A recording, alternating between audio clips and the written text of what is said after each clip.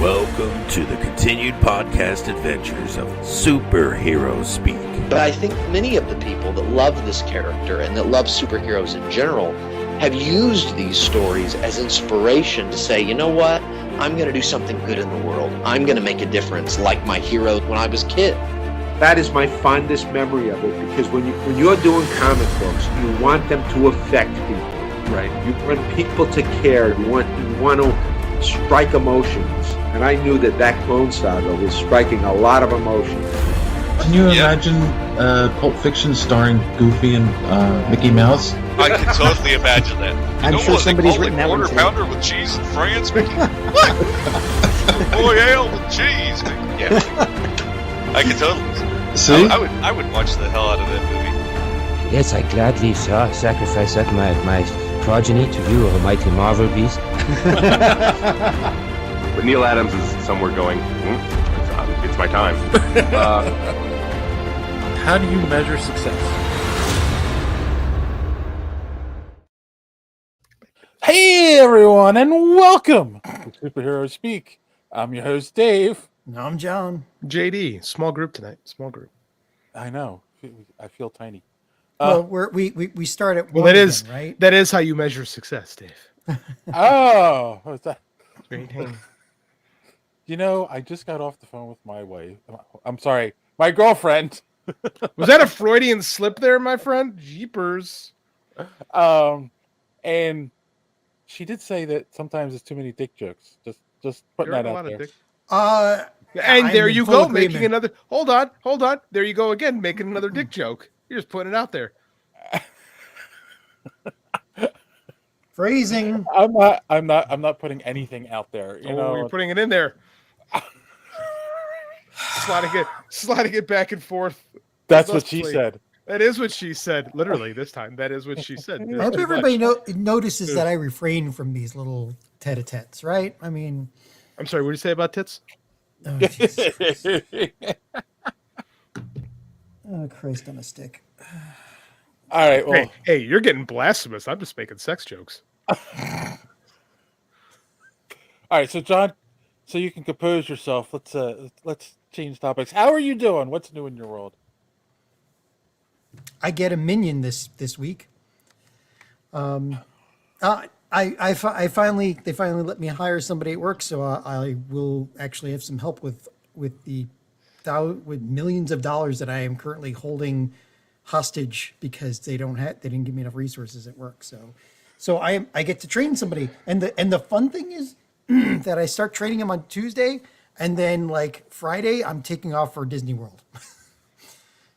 So it's like 3 days of training, and then good luck, see ya. I'll be gone. Oh, that reminds me. We need a fill-in for you for next week.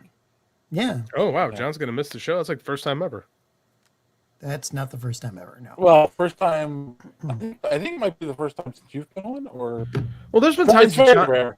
there's been times John's been MIA. Thank you, Drew. We guys should stick to the porn star talk. You should have heard me before the show. Dave sounds like Does Dave sound like Megatron to anybody else? Or He did for a Starscream? second there. He's pixelating. Yeah. Oh, sorry. Someone I have low internet connection. You got. Yeah, all right. Here's my one for the night. You got to stop downloading porn while we're doing the show, man. It really it really strangles your pipe. Who downloads porn anymore when you can just live stream everything? It's right there. All right. There's my one for. Are we gonna live stream some porn? Wait, what? No. All right. Oh, and I'm the one that makes too many dick jokes. Oh, okay. Forget I said. Look, so I'm going to Disney World, and it's going to be fun. And sayonara, suckers. I'll see you in 2 weeks after this. All right. How about you, JD? Oh, good week. We're back again with wrestling practice. Actually, we're having it on Sundays this year, which is different. So we're Sunday mornings. That's going to be a change, which is fine. It was fine. I had a day with my kid. My kid and I went to practice, and then we lifted. I showed him how to do kettlebell lifts. So he was swinging his little 10-pound kettlebell around. It was awesome. And then we went to the movies, and I still have my gigantic soda left over. It was like $9, so I'm going to keep it. You damn well believe I got a refill. Exactly. I mean, so I got hosed today by AMC. You got the small, by the way. He got the small, which small was like huge too. But anyway, I got my tickets. So we're at lunch. We went to Panera, and I bought my tickets. My wife's like, "Oh, buy them online. Always buy them online beforehand." I said, "Okay, fine." So I listened to the wife. Buy them online. Well, the damn phone set my location wrong, so I wound up buying tickets to the wrong theater. The theater was like 40 miles away, and then I get there and like, "Well, you have to cancel this thing in like 5 minutes." And I'm like, "Oh, okay." So I quickly bought a sort of tickets, sat down, went to cancel, and they said, "No, you cannot cancel your tickets." No, We're sorry. We're sorry, Dave. You're fucked, Dave. Was that Fandango you did it through? No, AMC regulars, AMC's site. I'm just so mad. It put me in a bad mood to start the movie off. So I spent a lot of money to go see this movie. But I hung out with my kids, so it's not so bad. Is that going to cloud your judgment? I don't think so. Okay. Maybe That's funny because I got $5 off of this because I've been going to so many movies lately. Regal has a point system, and I've been stoking points for years, and I didn't realize it because I always buy through Fandango, but it's attached to my Regal account. So like this, just today, they finally at the counter, they're like, "Oh, by the way, do you have any idea? Do you know you have like 30,000 points?" I'm like, "Really? Okay, free ticket, fine." That's sweet. Yeah, is that what the kids are calling it nowadays? Stroking points? Wait. Oh, stop it. Hey, and then she got me complaining about you because I did one. You've done like 5 now. So they give me the free ticket. to see if she's watching. Oh, Jesus. They give me the free ticket and then they charge me twice as much for the pretzel bites. So man, it is I can't believe what I rip-off. paid for drinks and a popcorn. Although I did get the world's largest popcorn to the point where I ate it because I paid for it, and I was nauseous afterwards from eating a ridiculous amount of popcorn. And then I got a refill, so I had to pee twice during the movie. I wouldn't even touch the popcorn anymore because the stuff good. they put on it is just, it's like 3 methyl groups away from plastic, like Probably especially true. especially what they call butter. It's I I wouldn't don't put like you with a 10-foot I don't pole. like a lot of butter in my popcorn anyway, so that's I don't get I know some people like to like cover that stuff in the butter oil concoction. I find that gross. I like my popcorn a little bit on the dry side. Actually, interesting fact. More salt, that yeah. The butter flavor stuff is actually made from coconut oil. Oh, That doesn't never would've guessed surprise me. So coconut oil and plastic. I mean, it's just it really is. cheaper. I've heard it's really bad for you. I mean, it's like. Anyway, I go in with I take the little snack bags full of like peanuts or whatever I'm noshing. So you sneak food into the movie theater. That's I a great do. You're That's a great. rat. I'm That's a great sure idea. I'm the only one. I wish I'd thought of Well, that today. I was going to say, I went to the movie with my girlfriend, and I had bought her a bag of the Jelly Belly popcorn flavored jelly beans because they're her favorite. And so she had those while we were watching the movie. What was that about Laserbeak and Shockwave? What? Your voice all like That was good. digitized. That was You were like, That's weird because it's not happening on my end. because you're behind whatever. She likes the Jelly Belly cotton candy flavored jelly beans. Not cotton candy, I'm sorry. Buttered popcorn flavored jelly beans. Ugh, that's a thing. So I Actually, bought those. no, the Jelly Belly versions are good. Okay. So The I Jelly bought Belly the- versions are okay. So I Big bought those workflow. for her, and that's what she was eating while we were watching the movie. So, but I didn't buy them at the movie theater. We snuck those in too. Yeah, I'm gonna have to pull that move off again but I probably got a 7-year-old, so he's like, "That's not right," and he's a narc too, so he'll tell on me if we try to do it. Hello, Tim Jones. Been quiet last couple weeks. Yeah. We'll hold off to your dad joke. It's because he's a real content. He's a real content maker. That's why. True. That's a good Probably point. busy. I used to be a real content maker. Yeah, Used to be. Yeah. I'm trying to get back in the swing of things. It's hard. Hey, anytime you need me to pay you to kill me, I do. I need time to write the thing in which you need to die. That's what happens when you get a real job. That sucks ass. I agree. Fine. I'm back in the swing. Fortunately, my real job only is 9 months a year. Well, there you go. That is a very good place to be, I think. I'm happy, sort of. Yeah. How are you, Dave? How was your weekend? Yeah, what's going on? It was good. I went to the movie. Didn't really do much else. I do have a slight cold You don't say. now, and I've been very mucusy, so I might have to mute here and there tonight. I blame my girlfriend because she works in the health room at her school.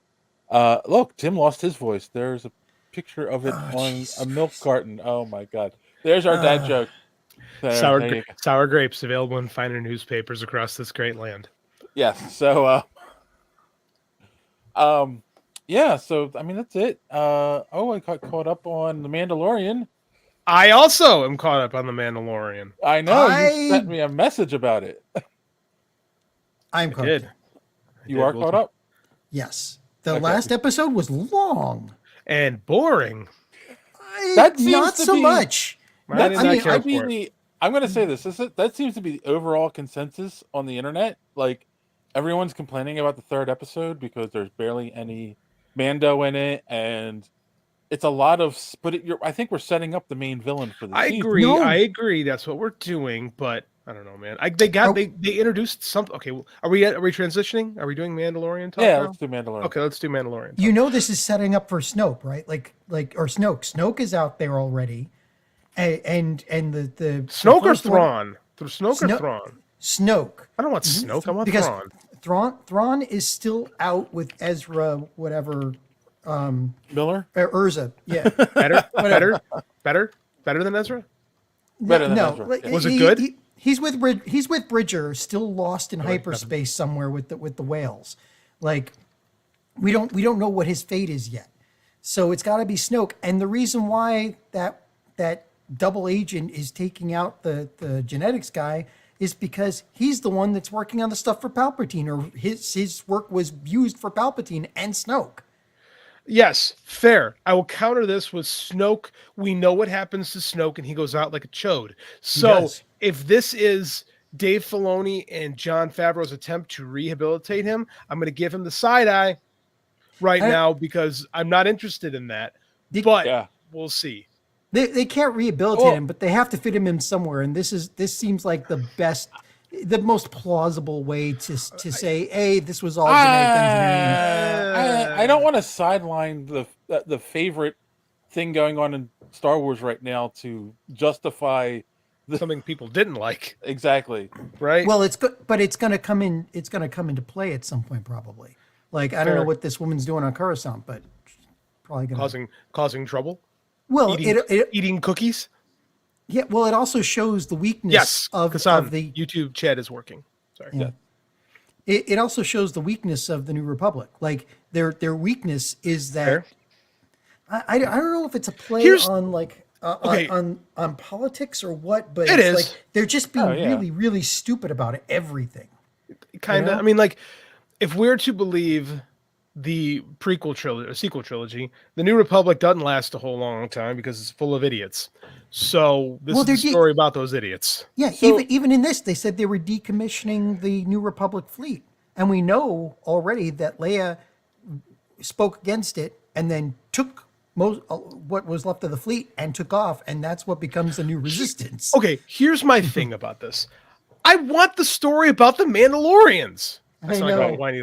Like, I was in. Okay, I'm in. I watched Mando purify himself in the waters of Lake Minnetonka. So I'm good. Like, that was great. Thank you, John. I thought you'd appreciate it. I got it. Oh, thank you. I was saving that one. I was very happy when I thought of that. What was that? Dr. Demento, right? No. That's Prince. That's Purple Rain. Prince. Okay. Yeah. That's Purple Rain, the movie. Oh my God. There's another Dr. Demento part. For my fellow old heads. No, and then it was good. And they did something cool with Bo-Katan. Bo-Katan inadvertently gets herself rehabilitated, rechristened, and she's like, I don't want this. She's like, have you taken your helmet off? And she's like, no. He's like, no, you're back in whether you want it or not. And she's like, oh shit. All right. She doesn't. No, she doesn't. She wants it. She wants this because she wants it. What was the name of the episode? I don't remember. The Apostate. No. That's the first episode. I thought was the first episode. Yeah. Oh God, it's everybody's screaming at me right now. No. The thing is, the name of the episode is the problem, because we don't know which one it is. We don't know if it's the there's woman going to be or if it's Bo-Katan, because she's infiltrating their group so she can take it over from inside. Because she lost her group, which is fine. That's cool. I like that. I'm okay with it. It's going to set up the conflict between Bo-Katan and Mando, which the is armorer. Fine. The armorer. And the armorer, because Bo-Katan, as we saw, Bo-Katan got herself that dark saber back. Yeah. While Mando decided to take a nap 30,000 leagues under the sea. Yeah. And the name of the episode was The Convert. And we don't know which one it is. Yes. So yeah, but also I kind of thought they were setting up the genetic stuff that maybe Baby Yoda or Grogu might be a clone or something. I didn't think of that. No, they were trying to use him to see if they could clone a Force user. Right. Which leads into Snoke and Palpatine, right? Because they were trying. That's how they cloned a new body. Yeah. They needed to clone a Force user.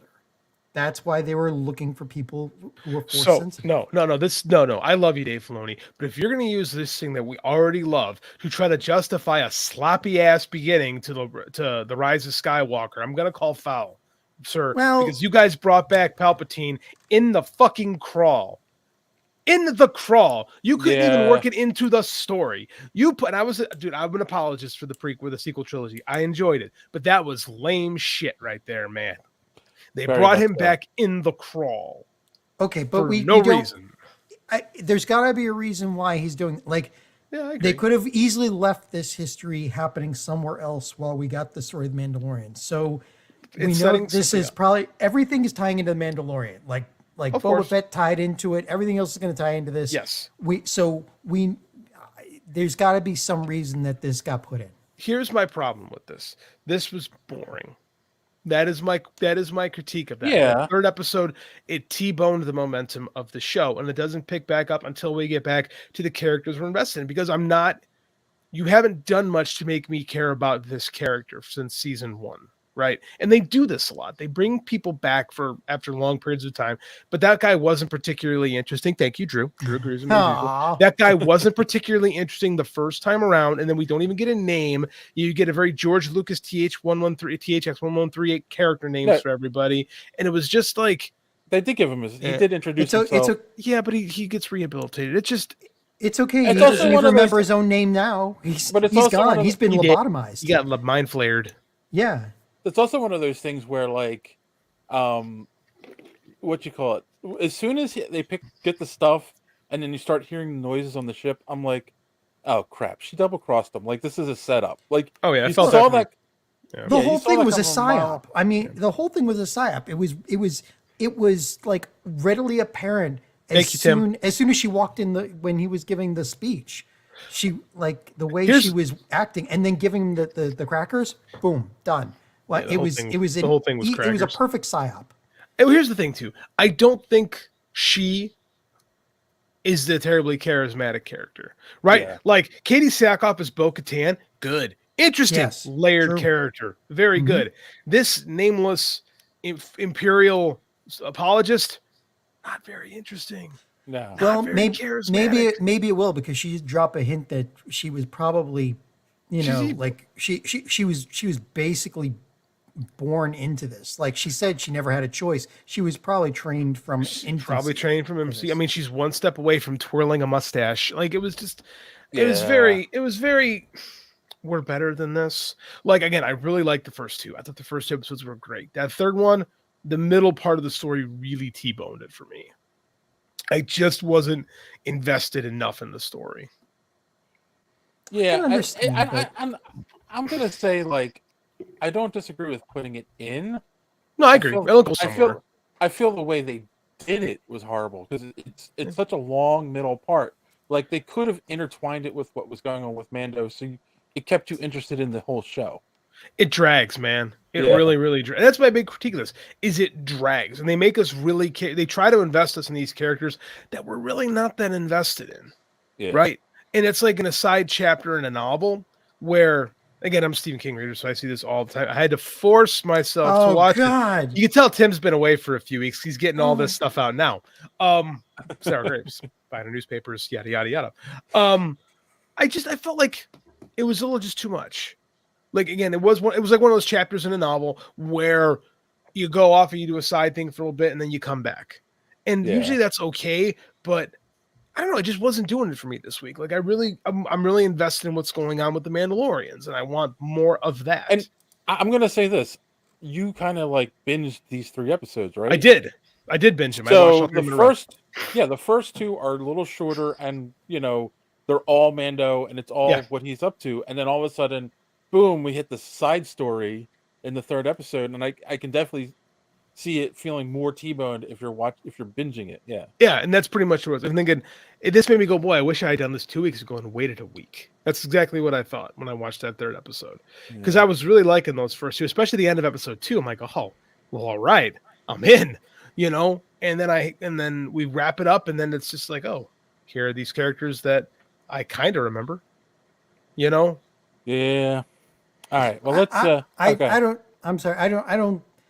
I don't see that way. I mean, get it. I'm just, if there's no payoff to this, then I'm with you. But if there there's a will be payoff a to payoff. this, then there will be a payoff, and it might be a good payoff. I just don't particularly care for the execution. I thought it was too long.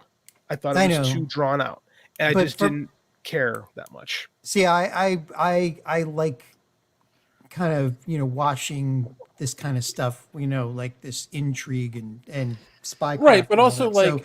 So for me, it was interesting. You're right. It was kind of weird to just throw it right in the middle when we had gained, like the last scene we had was, oh, look, there's a mythosaur. I thought a mythosaur. I mean, like, what the hell? Sorry, Tweety Bird there. But it's just, it's kind of weird to stop. Maybe they could have done it as like a net, an extra net episode or something. No, it was fine. Like I said, I get why they had to do it. I wish we had more investment in these characters, and I wish they were better. I wish these were better, more interesting characters. It felt like the opposite of the Boba Fett show, where it all of a sudden turned into Mandalorian season 2.5, yeah. 2.5 for a bunch of episodes, and then went back to Boba Fett. That worked. They did, because the Boba Fett thing was kind of dragging a little bit. Right. So I honestly feel the more time Pedro Pascal is off screen, the worse the show gets sometimes.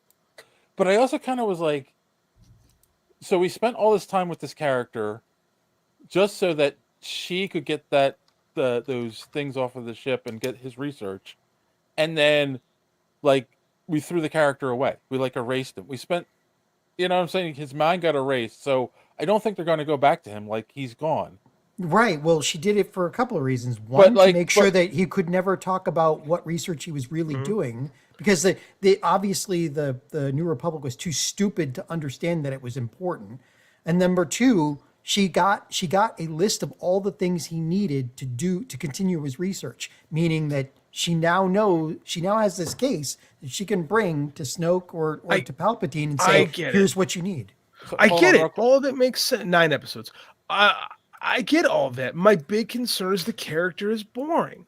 The actress playing her is kind of boring and kind of flat. Yeah. That is my concern, is the execution. I understand why they did it. I think it's one of the few misfires the show has had, is I don't find her character, I didn't find the geneticist character either, to be that interesting to begin with. If you'd have just started off with the 2 of them sneaking in and info dumped me all that information as they were sneaking out of the ship and then she turned on them, I would think I would have been okay with that. Tim, this is episode 501 of the podcast, just so you know. 5. My bad. I'm good with it, so that's okay. We can have varying opinions. Yeah, I mean, but we'll see what the payoff is, right? Uh-oh. If the payoff is Don Beck. Okay, Mega Level Nerds, our man Don. It was interesting to see the current state of Coruscant. I agree with that. And Elia Lane's character going into the big, and this needed development. They just needed to do it. They just decided to do it in this episode. I agree with all of that. I would rather have been broken up over the course of 3 episodes. Yeah. Personally. You mean as little like 5-minute parts across? Yeah. Like break it up a little bit, like 5 minutes here, 5 minutes there. Would have been a little more palpatinable. Yeah. To me. Oh. Tim's here. That's bad influence. And to what you're saying, it wouldn't have stopped it wouldn't have stopped the flow of the momentum. That's my biggest concern. Is I really feel like it T-boned the story that's really getting interesting. This Gotcha. Mando really feeling like he has to redeem himself when he's done nothing wrong is interesting to me. Wow. You're welcome, Tim. All right, let's T-bone this episode. We do that every week. I go to social media. Can we do that on YouTube without getting struck? I thought you said you wanted less dick jokes, sir. All right, so let's start off with this is your fault. This is you. Mine. Kassan tweeted at us this week. He said, based on the enthusiastic comments of JD, I want to see Puss in Boots with the family. It was a great movie, grade A writing, pacing and animation. My son, an aspiring anime gatekeeper. What a line! Anime-inspired fight scenes. But first of all, Kassan's spot on with his observations with all of this. Movie's fantastic. Hold on. Let's continue real quick. I got to see the trailer for Into the Spider-Verse 2 and was surprised at how good it looks. Even more baffling, my wife, who finds no joy in superhero movies, asked about it the first one and where to watch it. I'm falling in love with her all over again.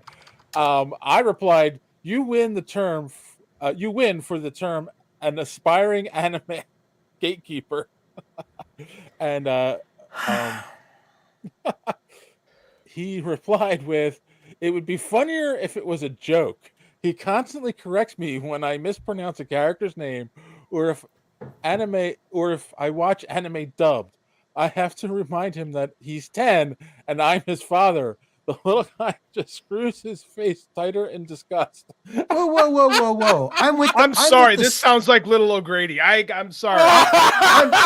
I'm sorry. That's I'm with the kid on that. You if somebody's going to mispronounce the name, you have to correct them. Come on. Oh my God, the king of mispronunciations. Well, that would be you, Dave. That's because when I was a kid, I would read a lot, and my parents are stupid. And who was I going to learn pronunciation from?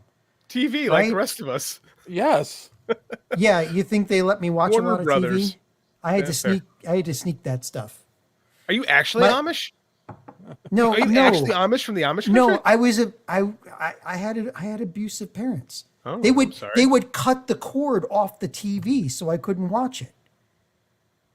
So you had literal cord cutters as parents. Yes. Ooh.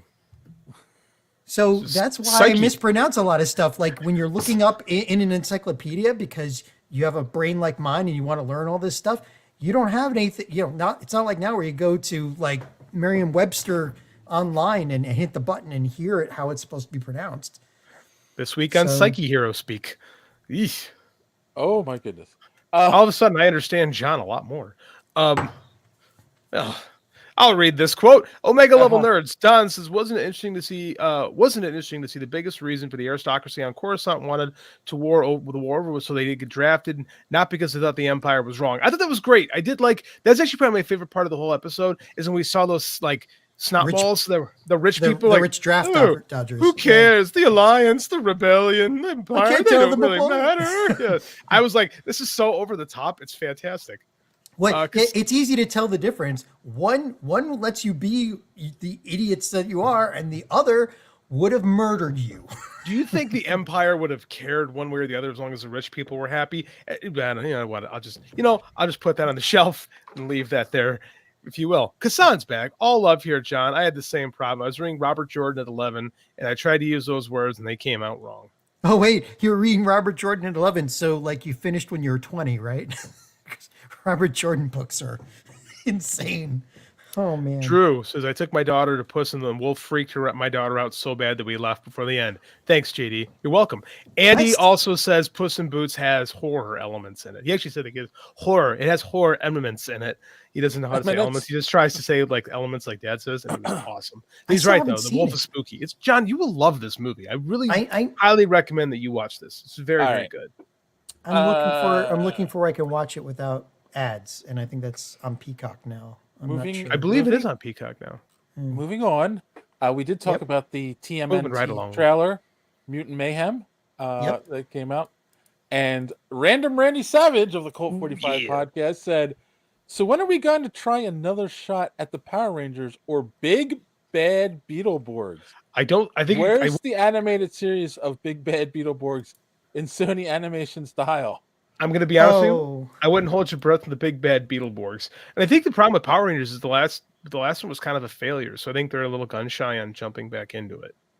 I mean, if you're going to do Big Bad Beetleborgs, you might as well just do like tattooed teenage something from Beverly Hills. Beverly Hills, yeah. Yeah. I mean, come on, man. We got pretty ridiculous with those for a while. Tattooed teenage alien fighters from Beverly Hills, right? Oh my god! It's like, I mean, how many of those Super Sentai shows were there after Power Rangers? 6.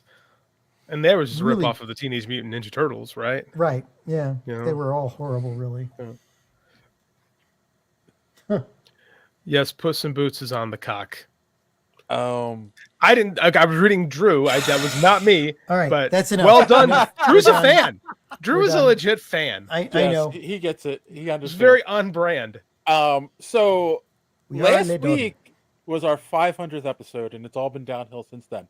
But if you had time, it was like a 3-hour episode. I was exhausted afterwards. Yeah. We did have some congratulations on Twitter. Pittsburgh Nerd Podcast said, congratulations and welcome to the 500 Club. Do you guys hate them because they're from Pittsburgh and you're from Philly? Is there like a blood rivalry between your cities? No. No. Okay. No, because they're too far away. It's like another state. Also, it's like Illinois and Wisconsin. Like, we don't like each other. The Eagles are in the NFC and the Steelers are in the AFC. So fair. No threat. Mm-hmm. We play each other like once every 3 years. Does the baseball? Is there a rivalry between the Steelers between the Pirates and the Phillies? Does that exist? No. Okay. No, it's the Mets and the Phillies. Screw New York. Anyway, I think everyone agreed to that. Go Yankees. Pete DeViblis from Connecticut. Fair. Vilbilis. I don't know. I don't know how to say that name. Move along. Said congrats. So Wizard Podcast said 500. With the I would walk 500 miles gift. Ooh. I would walk 500 The Countdown Pod said congrats on 500. And the Amazing Nerd Show gave us a gift saying congratulations. Thank you to all those. Now that I've ruined everybody's day because they're going to be in your ear for the rest of the night. Thank you for everyone that congratulated us. Yes, thanks, guys. Yeah, thank you. Oh my gosh, you guys have issues. Volumes. Yes. John was airing his earlier.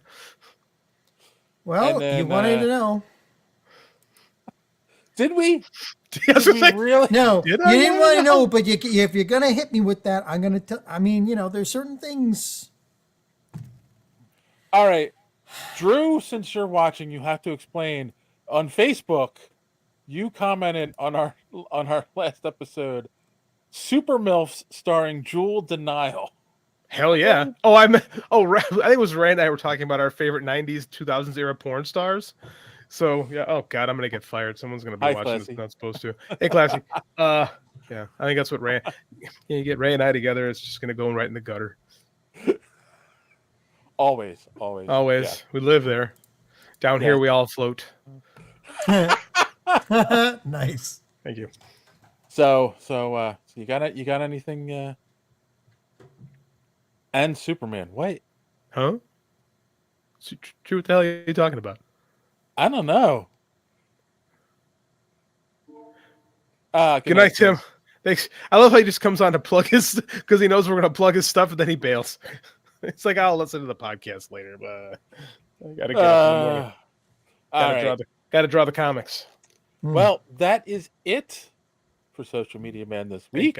Hooray. So, if you would like to know how you can follow us on social media and be part of Social Media Madness and follow some other great podcasts, here's our good friend Don to tell you more. Enjoying the show? Want to be part of Social Media Madness? Make sure you're following superheroespeak.com, where you can find all of the social media links for the show at the top of the page. While you're there, check out previous episodes of the podcast as well as other great content. And check the site often because we are posting great comic book reviews as well as other comic book and movie content every day. Make sure you are following us on Twitter at Superhero Speak. And while you're there, check out the rest of the Geek World All-Stars Podcast Network. Simply follow them at *_geek. The Geek World All-Star Podcast Network include great programs such as the Pup Prism Power Podcast, Colt 45, So Wizard, Fans on Patrol, the Gorilla Brain Podcast, and of course, Superhero Speak. Search for GW All-Stars. You will not be disappointed. Now it's back to Dave and the boys on Superhero Speak. Thanks for that, Don. And don't forget to check out the Omega Level Nerds podcast, available on YouTube and wherever podcasts are available. And hopefully him and Ray are going to join forces and become the Omega Brain podcast. Is there a term for that, John? Where like the like with the Voltron, where they all come together, and there's no type of anime that is, right? What is that called? It's kind of a mecha. I mean, is it just called a mecha? Anime. Okay. I thought there was a strange term for it. Maybe I'm like there are genres and subgenres, and I'm not as knowledgeable as somebody like Gaguk or Mother's Basement on all those. So, like, those are names of guys that would be able to answer you. Fair. Wait. What? Okay, we'll talk about that. Better than Ant-Man 3. I don't know. Super MILF was brought up. Okay, all right. The intro to Superman. That sounds like something that I would joke about. LOL at Don, LOL Don is struck by a variant of the Shatner bug, except his pauses are more numerous. He said it. He said it. I didn't. JD is talking about anime. Let's talk about anime. We did that last week. I brought up anime last week, and it brought into I think I added 40 minutes onto the show. Yes, you inadvertently. did. I asked a question, and it went like crazy. All right, that's what we do. All right, so we're gonna take a quick commercial break. And no, I didn't update the commercials, and we'll talk about. God damn it, Dave! I tagged you in something too. I saw something, and I thought this is perfect for the show. We'll talk about it when we come back. So take a quick break, and we'll be right back. Don't make me have to put effort into this. I'll blow this town to smithereens. Time bombs. Try to get up there in time, Spider-Man. Watch me cut my web, Goblin. Watch yourself fall, Silk Slinger. Gotta stop the bombs in time. If I don't get you, webhead, my diagnosis will. Holy Hannah. And you're running out of fluid. Is this more action than even Spider-Man could handle? Spider-Man, a video game from Parker Brothers, the ones to beat. All right, so before we get to the news, I'm going to say a couple things. Number one, YouTube has made it more difficult to download videos. This is true. Yes. That's been an arms race for like a decade now. Yeah, there used to be an app. Softwares, yeah. There used to be an app you could use. You could put in the URL and it would download it. Now, when you do that, it locks the software up and it. That's happened several times. The cycle continues. Mm-hmm. They'll update their software to download the stuff, and then YouTube will update theirs to block it. It's been going on for a long time. So what I'm going to say is that if you are watching this podcast or listening to this podcast, and you have something you want to promote, and you have a video commercial for it, please send us ads that we can show during the live stream. Can send them to Dave at superheroespeak.com with money. No. Send it to Superhero Speak. Put it in a manila envelope with a Spider-Man #1. And then a little thumb drive with the video on. Send it to your mom, man. And then a special shout out to Randy from Colt 45. He tried sending me their video ad, but it won't download for some reason. So I told him, "Can you try to send me an MP4?" So he's working on that. So hopefully we'll have that for next week. Send it to me. I will create an MP4. Yeah. Oh, you can do that too. I can give you I can give you a Dropbox link that you can upload it to, and then give you a Dropbox link. But Randy should actually have your email address. I can do it with anything. I do. All right, we got a little bit of news to talk about this week before we get to our review. Yeah, something I saw kind of caught the attention of the internet this week, and I figured we should talk about it. Zack Snyder sent out a cryptic announcement that looks like he's going to make some kind of announcement about Darkseid. Why would you? I mean, is he going to make the same mistake that they've already made and go straight for Darkseid when he has so much other stuff he could draw from first to flesh out the universe first? Zack Snyder, who's no longer making DC movies, sent out some kind of cryptic announcement on social media. But what the hell does he have to say? I don't know. It just let me bring the article up. Basically, it just says to save the date, and he picks like 3 days in April, and he tells 29th and 30th, and they're gonna. I don't know. It's probably got another cut of his dumb movie. Like, this is a movie from 2017. Can we let it go? Does he even have the rights? No. Does he even have the rights to do this? When has that stopped him before? I know, but like now that he is officially on the outs, I would think that there's like some kind of legal thing about it. No, he stole a drive last time. Like, yes. Ray says, "Wow, this show really moves along when I'm not wrecking havoc." Accurate. Frosty, you're like fashionably late. Fashionably, yeah. 40 minutes. You're up late, and we're.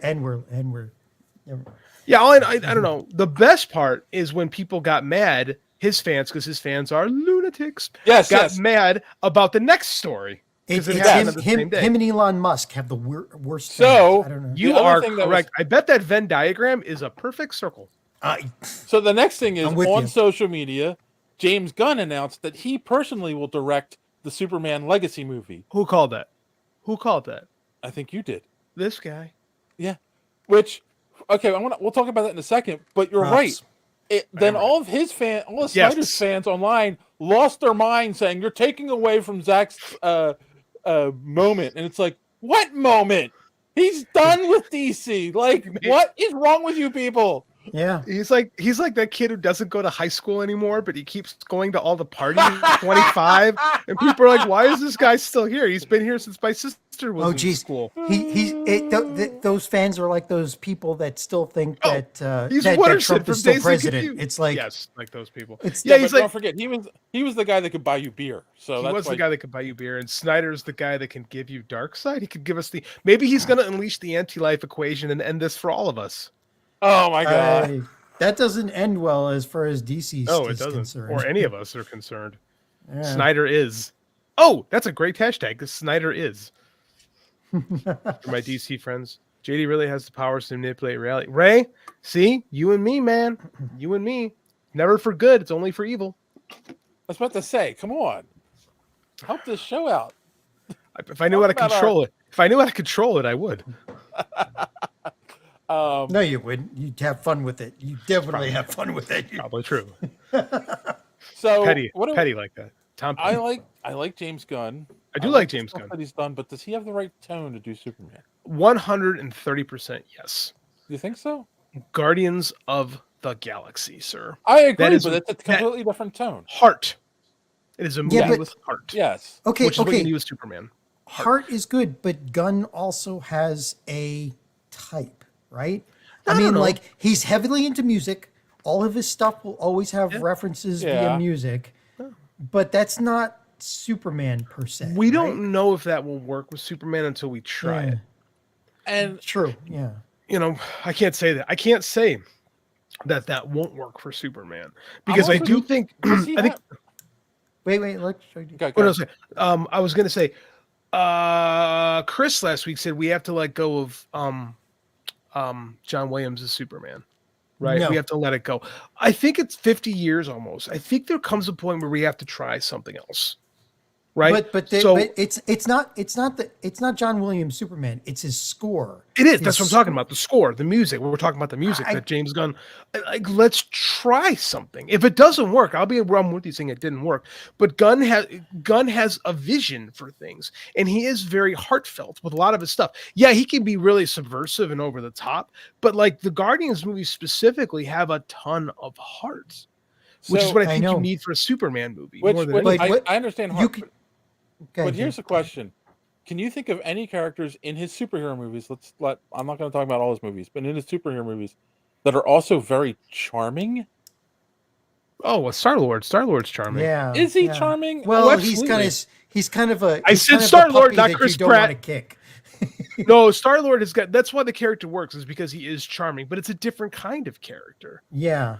Right. Yeah. Again, that wouldn't work with Superman. No, but it's a different kind of character, and I think any good storyteller or writer understands that different characters are different, and the fact that he hasn't worked with a Superman tells me he hasn't tried to do Superman. Yeah. Right. 8-Bit Ray says Danny Elfman Superman score. That almost was a thing. That almost was a thing. Danny Elfman. I like John. Burton.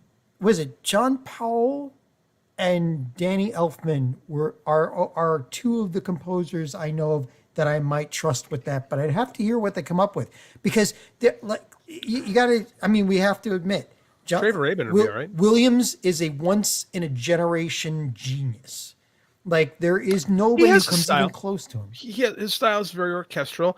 Let's just see something different. And again, Gunn typically uses pop culture soundtracks. I know, but we could still get Gunn. We could still get Gunn Superman and still have the Williams score. Maybe, if that's what he wants. Like I said, I'm willing to. This is going to work or it's not, right? And I like they're doing it with Superman, and he's going all in, which good. He's going to say, you know what, this is what me and Peter Safran are going to do. It's either going to work or it isn't, right? So, and it's going to be different than what Zack Snyder did. It's going to be different than what Richard Donner did. It's going to be different than what Bryan Singer did. I'm on board. Let's see what it is. I know. I just can't. I can't. I mean, you know, it's just maybe it's nostalgia because I saw it in the theater and it was one of the first super premieres. It might be that, but the other thing is, again, what composer do you know that can tell a story with sound? So you get someone, but you get someone who doesn't do that though. If you can't be, because no, that's triggering me, man. Let's stop. Zimmer. No, so you don't Randy get knows. it. One thing I'll say about like Randy, like Zimmer or like I forget. I had someone on the tip of my tongue and I forgot who it was. Or Trent Reznor. Something more minimalist, right? Don't tell the story with the music. We did if you that. Can't that was Zimmer. Yeah, but Zimmer has a style. Zimmer has a style. Like if you can't be A, be B.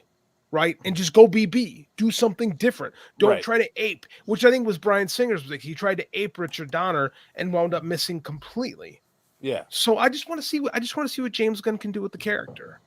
Oh, I want to see that too. I just don't think he needs to. Like, he can do all his music stuff, but I think the Williams score would be. I don't know. Let's see the movie. It's possible the Williams score just doesn't work. If he's just going to play the soundtrack, the Smallville sound. That's true. They did do that in sound. They always had like a pop song. Sometimes it was a good pop song. Sometimes it was not a good pop song. Well, that was when radio was dying because Clear Channel took over everything, and the only way to hear new songs was hearing them in.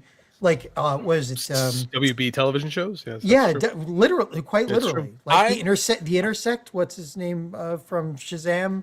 On what was the name of that show that he was on? Ed. What? No, Ed. Right? Not Ed. No, it was the one where he was a soup. What was that? The Intersect in his brain. He had a name. It was a name. It was the dude's name, wasn't it? Yeah. But the thing is that like Dave? that's where you heard. That's why Smallville was playing all these pop songs, is because that's the only way to hear new stuff was they would contract with WB and Kassan's get their stuff online. Kassan's got a great point here. He says, I think any creator who wishes to change the story for the sake of change itself is misguided. They need to understand the thematic undertones they want to use and make the changes from there. Dude, spot on, well said. Man. Yeah, 100%. Yeah. I think that's the problem with David Goyer in, Ray and I will go off on Goyer all the time, but that was David Goyer. He would do things because he thinks they're cool, right? And even Jeff Johns, I think Jeff Johns, for the most part, tries to understand the core of a character, but I think he still goes off in his little But that's Zack Snyder too. He did it is stuff because Zack he Snyder. thought it was 100%. Let's I do, and this is why I believe in Gunn. I think he understands the character. Just listening to him talk about Superman. I think the show you're trying to think of is Chuck. Yeah, Chuck. That was I knew it was a dude's name. Maybe it was Chuck. Chuck was brilliant. Yeah, but again, like, you know, there were songs that I have downloaded and have in my permanent playlist because I heard them on Chuck or I heard them on Smallville or whatever, because you can't hear anything new on the radio anymore. And that's my old man speech for the night. I mean, like, it's hard. I don't know. Kids are good at discovering stuff through like SoundCloud and whatnot. Like, they're so much better at finding new music than older people are. They just are. Classy says, I think James Gunn won't probably add pop music soundtrack to Superman, probably background music or a montage. I think you're probably right. I mean, just because I think that is what's expected of him to do that. So I think he'll probably will swing the other way. But I imagine we will get a montage of some song at some point. I think that's inevitable. Jeff Johns is king. I don't know if I agree with that. No. I like Jeff Johns, but I don't know if he's king. No. Go ahead. Speaking of which. No, but I was going to say, Kassan made a good point. He also did tweet at us a story earlier this evening before we got on here. It's a Hollywood Reporter exclusive. Tom Cruise has seen The Flash, and he loved it. How? Because the Church of Scientology, that's how. Oh, and he's Tom Cruise. I guess Tom Cruise gets what he wants. Apparently, he probably did his own stunts to get into the theater and watch. The Warner Brothers CEO, hanging from the ceiling. David Zaslav had a private screening of the movie, and he invited Tom Cruise. That's so Hollywood. Yeah, it is. To be fair, everyone who's seen this movie or clips of this movie has said it's pretty good. So. Do we care what Tom Cruise thinks, though? No, not at all. No. But I think the movie's going to be pretty good. Samuel Kim, this is from Ray. Samuel Kim does epic versions of songs. I give him a check. Duly noted, Ray. They set it up in his house. Are we talking about the same guy? I think he's talking about the screening. Ulysses. I like Samuel Kim. He does great covers of popular shows. Okay, now I'm going to check out Samuel Kim. All right. So. Yeah, I know that's not going to influence me to see this movie one way or the other. That Tom Cruise liked it. It just seems like a weird flex to go see this movie. It doesn't. Liked it. It's actually kind of a anti-flex. I mean, it's like, Tom Cruise likes it. Well, to be fair, the latter stage of Tom Cruise's career is a flex, right? His whole career right now is to prove I can do all these stunts, even though I'm like 60. And most stunt people at that age, their bodies are completely broken. Right. And he's like, nope, gonna jump out of the plane. Really? You got a Top Gun? Nope, romantic comedy. Well, I mean, the Church of Scientology is rich enough to the Church of Scientology is rich enough to spring for the bionics. So you know. Oh my god! Nope, romantic comedy. I'm gonna run as I chop the air. Romantic comedy. I love that. Zeno be with me. By the goddess. I think one of my favorite jokes, I think it was on Family Guy, and it was that he was running from his homosexuality. Hey, I didn't see. Ooh, it's quite possible. Wait, didn't they do the whole Tom Cruise come out of the closet thing? That was John Travolta. That was the other Scientologist. Here's Randy. Tom Cruise and Here Comes the Groom was stunt running and falling. Dude, the joke writes itself. It really does. Him and Reese Witherspoon. Oh my god. All right, and then the last article we have before we get to Shazam is about Shazam. So, Shazam. Where's the director? What's his name? The director's name. I don't Adam know. Sandberg. Thank you. Thank you. Adam Sandberg addressed the lack of Black Adam in the movie, which I thought was like a weird thing to address, but basically was like, yeah, they were working on a Black Adam movie, and we decided not to use him for this. So he's like, and I'm more interested in Mr. Mind, which I want to talk about that. Oh, that was hilarious. Oh my god, that was hilarious. I have thoughts. Lots of thoughts. I have lots of thoughts about it Does too. anybody realize that Mr. Mind is literally a reality level bad guy? Like he can literally eat history. Like in the past, 52. He's the reason we have 52 universes. Mr. Mind is awesome. I ripped him off for a book. He's great. Yeah, Nightcrawler. It's totally Mr. Mind.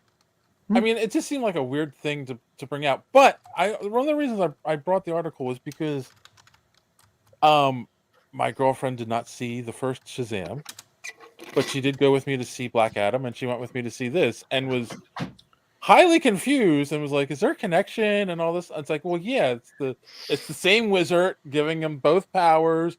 He was, and she was different like, gods, oh. Right? Different gods, but same premise, and it was just like, oh, okay. Well, why weren't they in a movie together?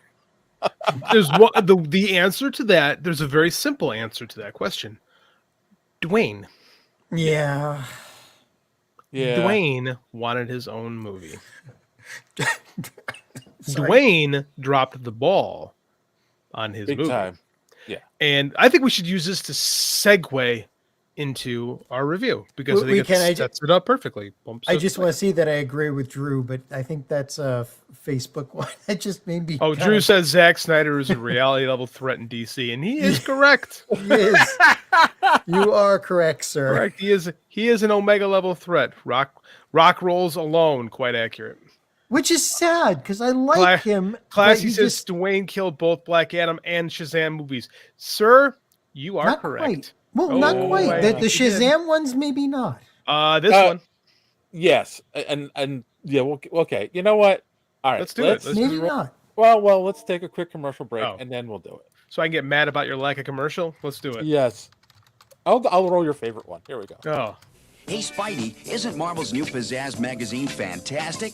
Fantastic, but not perfect. But Pizzazz has the lowdown on Jaws, too, and more Sean Cassidy picks than his mother. It's sensational. Sensational, but not perfect. How about Pizzazz's Goofy Guide to TV? It's wild look at sci-fi movies. It's games, puzzles, comics. What could be more perfect? Me on the cover. Not the Hulk. Pizzazz, the almost perfect new monthly from the off-the-wall gang at Marvel Comics.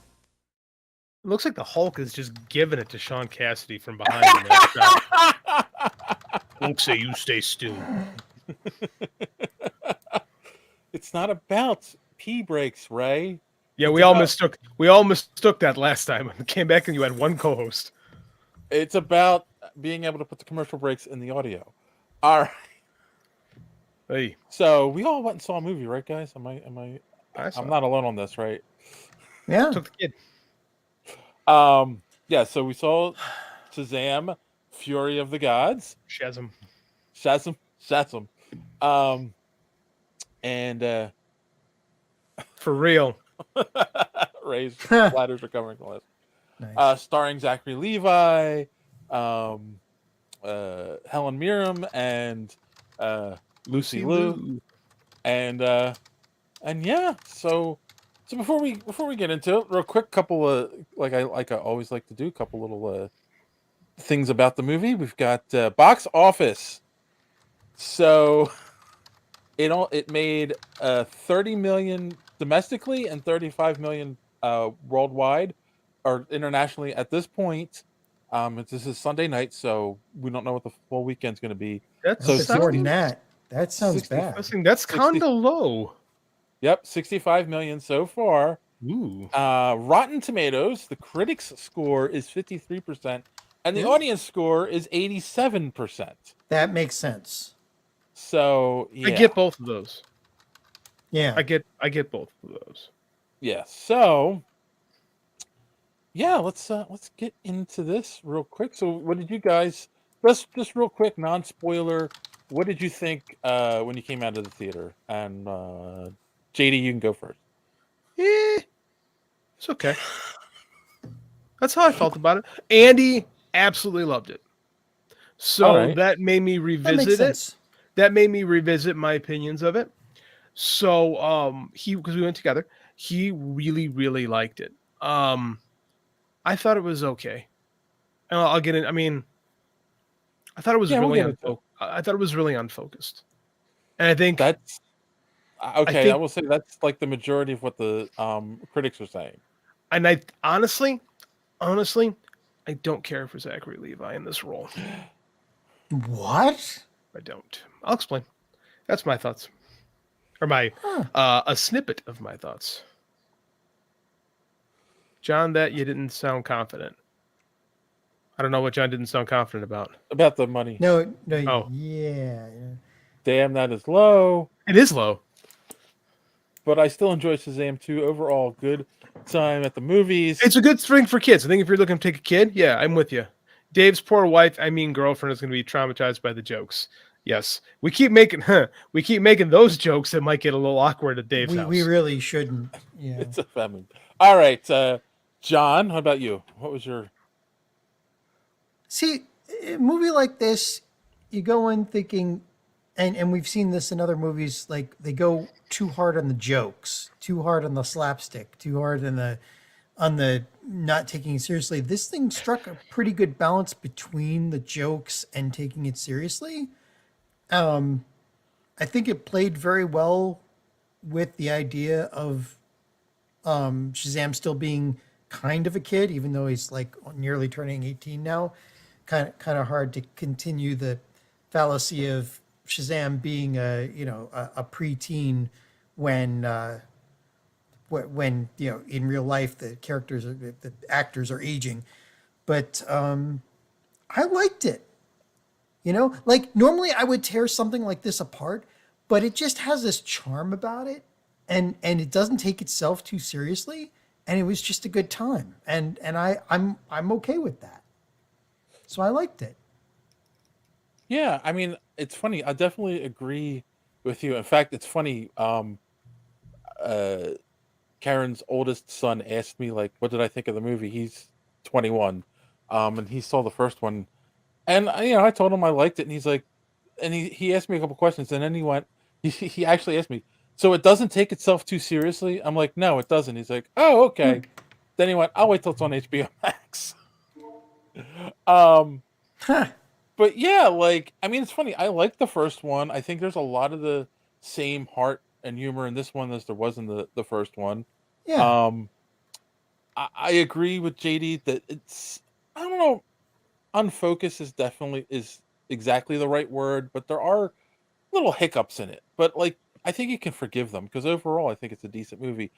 I like the theme of the movie. And I kind of, I don't want to say spoilers yet, but yeah, I really dug the underlining theme that was in this movie. And I think it's an important message in today's world. So, on that note, boys and girls, if you're listening or watching, we're going to get into spoiler territory. So if you haven't seen this movie yet, you might want to bail and come back later after you see the movie and finish watching. But here we go with spoilers. Can I just say what I have? There's one thing I have to say here. You have to say. Okay. There is a 1,000% chance that one of the writers was a brony. There is no doubt in my brain. When they brought out the unicorns and like they're clomping at the little girl and she takes the Skittles and throws it. I'm sitting there in the theater and I go, taste the rainbow, because it's a brony thing. It's a brony trope. Well, and literally 3 seconds later, she says, taste the rainbow. I'm like, okay. Oh my God, you're kidding me. My girlfriend is the furthest thing on the planet from a brony. And she turned to me and said, taste the rainbow. And I know, but it's the catchphrase of the company. Yes. I know it is, but later on, she's on the unicorn and she's like, taste the rainbow, asshole. It's like that. When the main six, main spelled MANE, main six of Generation 4 My Little Pony are dealing with the bad guys and they pull out the elements of harmony. Usually they're throwing lasers made of rainbows, and it's a brony thing to, like all the bronies will just sit there and it's like going to what is it? What was that one? Rocky Horror Picture Show, right? There's a bunch of tropes that you always yell something out in as the audience, and And that's when everybody in every brony will yell, "Taste the rainbow, son of a bitch!" And like, there's no way they didn't. There's no. I mean, I know that's the catchphrase of Skittles, but there's no way they didn't do that on purpose. There's no way there wasn't a brony who didn't write that. There's no way. Just when I think this show can't get any nerdier, we managed to do it. I'm sorry, saying one of the writers. I'm here for the fringe stuff. Is a brony makes me more curious about this movie. Well, just that one part, but it was just like you're sitting there throwing Skittles at a unicorn, and you're saying "Taste the rainbow." You're like, "Holy crap!" Welcome to Brony Talk. They must have thought I was crazy in the audience because I was laughing like a hyena. I think you're crazy right now, and I'm listening to you talk about it. Okay. What am I gonna do? So now let's talk about the movie, and not bronies. All right. So I'm going to say brony, something. What a jabroni! Oh, stop! I will say something. What's Frosty here? I honestly have no interest in this movie. Oh, fair. I mean, I could see why, but go ahead. Well, Frosty and Don are both wrong. All right. So one of the big criticisms I have seen from the first movie, and then some of the things I've seen about this movie is, and this might be what you were getting at there, JD, is Zachary Levi acts more like a kid than the kid who plays. Correct. So I thought about this. Okay. In 1987, 1988, two movies came out. One was Big with Tom Hanks, right? We all know the theme of that, the story of that movie, right? Kid makes a wish, becomes an adult. There's another movie that comes out around the same time called Vice Versa. You familiar with this movie? Don't forget 13 going on 30. That's came out that's like a decade later, but I'm talking about these two movies side by side. I'm drawing a parallel here, right? That was with Fred Savage and Judge Reinhold. They played a father and son who flipped roles, right? Yeah. Judge Reinhold played the kid far more like this, like way over the top, where Tom Hanks brought like a pathos to what it's like to be as a kid trying to be an adult, and he won an Oscar for it and really launched his career. Judge Reinhold's kind of ended after this movie. Like he was really popular and then kind of really trailed off after this. So it made me, Zachary Levi's performance as Shazam made me think about Judge Reinhold and vice versa. And I thought about this whole thing on the way home today, is because I really think that he plays it like how you think a teenager would act. So as opposed to how, as a teenager, like the stereotype. I think he steers into a stereotype of what an adult who doesn't spend time around kids thinks a teenager is. First, I'm going to say no, because that's how he acted in Chuck. Fair, but I mean, that's like, I don't watch Chuck, so I'm not going to comment. I'm talking about the character of Shazam. His interpretation of the character of Shazam is acting like the way adults think children act, not the way they actually act. Right. So that is my big thing with this, is I just don't care for the way he plays the character and the way he it's an adult pretending. It's an adult who does not around kids acting like what he thinks a kid should be like. I think I ignored that, and now that you said it, I see it. It bugs because it bugged me a little bit in Shazam, but it bugged me a lot in this because there's moments where he's trying to like have pathos, and it doesn't come through. But when the kid, Asher Angel's his name, actually gets to act, which is very, very sparse in this movie, he does a better job. I feel with like the character. I feel like I will say this. I think the two of them should have sat down and worked together on like a tone for the character. Yeah, a tone for the character and quirks they both could have shared because to make you feel more like they're the same person. Because I will say that there are moments where it's like it doesn't feel like they're the same character. Mm-hmm.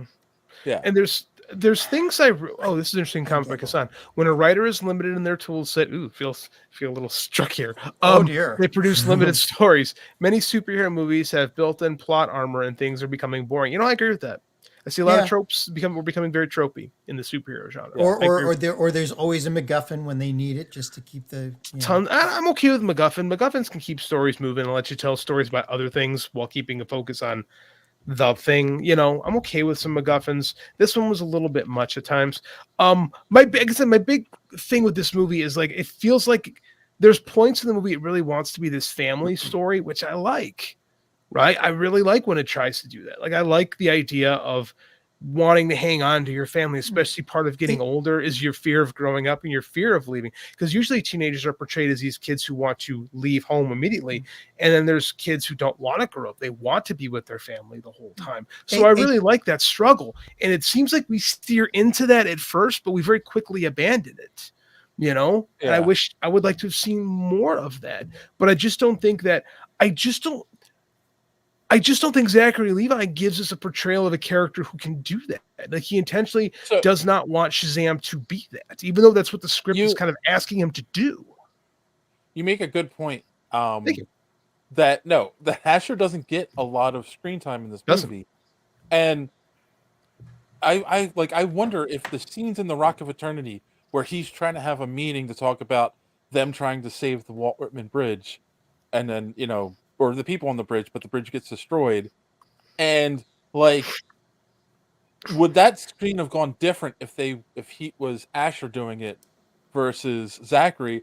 And the tone would have been different. And like, would that have hurt the movie or helped the movie? Like, and maybe that's what it was. Maybe they decided, well, we want the kid aspect. So we'll have Zachary do it and not Asher. I'm going to get granular for a second. Captain Marvel. Cause again, one thing I really like in the movie is he doesn't know his name, which is great when you look at the character of Shazam as a whole, because he has this giant identity crisis of who is he, right? Yeah. We have to call him Shazam for legal reasons, even though he's Captain Marvel, right? But he can't be Captain Marvel. So there's this great little metatextual thing going on in the movie that I actually really like. But like the most successful version of this character was the character in the 40s and early 50s. Yeah. When it's the kid, Billy, it's Billy's adventures. And when Billy needs to, he says the magic word and he becomes an adult and then Shazam does the stuff, but it's really Billy's story.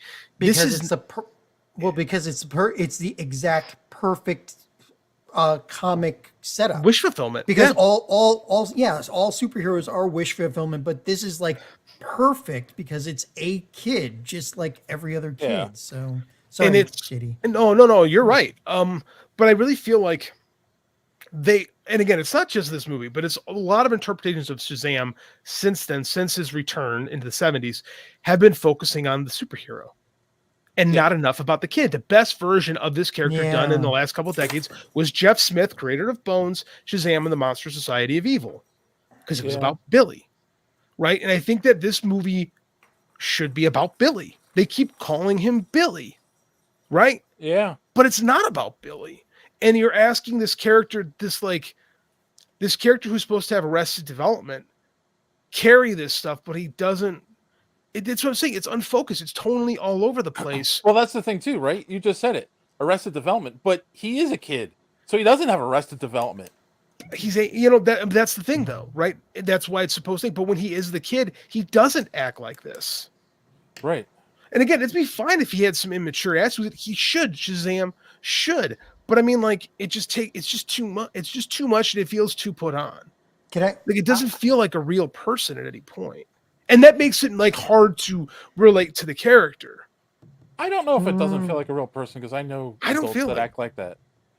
But it's not an adult thing. It's a kid acting like that. Right. I know. Wow. I think our roles are reversed because like I see what you're saying, and you're right. Like, the writers should have, like, the identity of Shazam should have matured along with. I'm not saying he should have been matured. I don't think he should have matured. Well, it should have been at the same level, right? He should act better, is what I'm saying. Like, he just needs to be like some pay. I mean, like, well, he should have acted more like a 17-year-old, basically. Yeah, but not what a 38-year-old thinks a 17-year-old should be like. Right. Yeah. So here's. But I give it more of a pass than you, though. Sorry. Go ahead, Dave. But here's the thing. Freddy, the character of Freddy, does a lot of heavy lifting in this movie. Tons. Yeah. And the issue with that is the theme for everyone else in the family is so apparent of you're a hero without you're still a hero. The hero isn't your powers. The hero is the ability to act in a situation where you need to do something. And they never do that for Billy in the movie. Ever. ever. It's like that. It feels very studio to me. The studio's like, well, we're paying Zachary Levi to be the guy. We need him on screen. Yeah. So it's like the theme of the story doesn't get to be told for our lead character. It's Freddy's movie for the most part. Freddy's the one with the character growth. Freddy's the one who drives everything, right? It's very awkward because Adrian Brody should have been was the guy who's really sidelined in this. And I really feel like Zachary Levi, Adrian Brody, someone completely different. Brody. I really feel like this should have been 50% less Zachary Levi. Because again, Asher Angel is super underutilized. And I think that's one of the weaknesses of this movie. Right. And right, and that's the thing. Great. Jack Dylan is on the screen more than Adam in this movie. Good. He's good. Yeah. He's a good actor. He's got a lot of sympathy and pathos, and his stuff with Anne is really, it's the most interesting relationship of the movie. And he's the one, again, when Billy dies, he is meant to shoulder a good chunk of the responsibility and pathos of this movie, and he delivers. Yeah. So why can't that be Billy? Why can't that be our protagonist? Because the studio wants Zachary Levi there, and Zachary Levi is not interested in giving us human emotion. Well, that's more of a director problem, isn't it? Maybe not. I don't know. I do think Possible. no. I agree with John. I think that's probably more of a director / studio problem, because it's like we want Zachary Levi to act like a goofball for 2 hours. I agree that you're probably right, but it's to the detriment of this film, and I think it's why it's going to hurt it long term. Yeah. But again, I still think that there are other movies that try to play it straight and try to play to this kind of strength and completely fail at this level. Whereas this one is just just have a good time. It is just have a good time. It is just have a good time. It's better than Black Adam. It's significantly better than Black Adam. By far. By the way, what's this movie about? This movie is about a couple of wizards whose powers are taken from them and you give them to someone else who want them back. Golly gee, what does that sound like? This is a Black Adam movie. The daughters of Atlas are Black Adam. Yeah. This is totally a Black Adam movie, but they couldn't use Black Adam. These characters are ciphers for Black Adam. Oh my god. I didn't even think of that. They are. They wanted. I wish I had a light bulb. That's why he makes that remark. We couldn't do Black Adam because this is a Black Adam movie, and this movie would have been better if Dwayne would put his rock-sized ego aside and just been the villain. Sorry, that still makes me feel sad that he could have. This would have been a better movie. Yeah. Because again, the Daughters of Atlas as antagonists. You know what I have to say? That was such a brilliant insight. Dave, hold on. You're gonna make me blush. Not really. If you're watching this, you better subscribe right now, so you can get more beautiful insights like that going forward. You're getting good at that. Nice job. Yes, right in the subscribers. I blame Dwayne Johnson and his damn ego. I just said that, man. We're on the same page, classy. No, I mean, I do. I think that really hurts what this movie could have been. Because if this movie is really about it's very Marvel at that point, but I think it would have worked here with these characters. The dark side of Billy. I think you could have done a much better movie if you had Black Adam. If The Rock only knew to know his role and shut his mouth. Don, see, this is why I like you, sir. Nice. Shameless plug. Yes, that's what we do, Randy. Yes. I do. I really think this movie is supposed to be, because again, the whole time I'm like, why am I getting Mr. Mind? I was promised Mr. Mind. Where's my worm? I want my mind control worm. God damn it! We'll get to and then that in a minute. They give him to me, but then I was like, then it hit me like, oh, this is Black Adam. Damn jabroni, that's right. But yeah, but it's not a bad movie.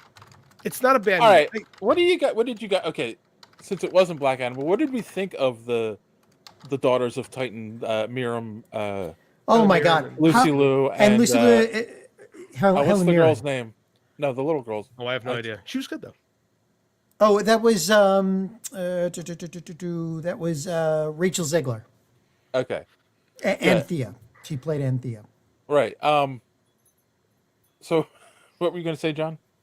Oh no, I'm just like, how do you go and get Helen Mirren and Lucy Liu? Like, they wanted a boat.